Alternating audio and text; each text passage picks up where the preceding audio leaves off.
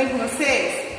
Olha, na atividade de hoje, nós vamos brincar de pular fogueira. Isso mesmo! Na festa junina tem uma brincadeira que é sobre pular fogueira. A tia vai pôr um vídeo para você ver como que é essa atividade. Olha bem, essa atividade é em uma festa junina na escola. Então o tio está sentado perto da fogueira e a criança está pulando a fogueira. E você pode observar também que essa fogueira não é fogueira de verdade, porque é muito perigoso brincar com fogo, não é verdade?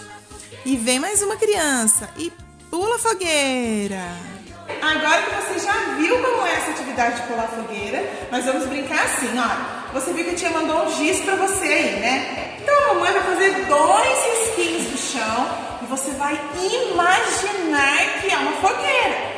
Porque não pode pular fogueira de verdade, não é mesmo?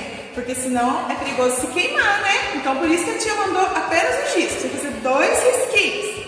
Vamos dar um pulinho? Vamos lá! Agora vamos voltar. Muito bem.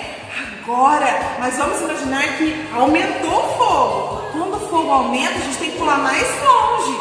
Então vamos fazer mais um risquinho no chão para ficar mais longe um pouquinho. Vamos lá? Agora tem que dar um pulão. E vamos voltar. Muito bem! Essa foi a nossa atividade de hoje. Espero que você tenha gostado. Manda um vídeo ou uma foto para a tia fazendo a sua atividade. Beijão e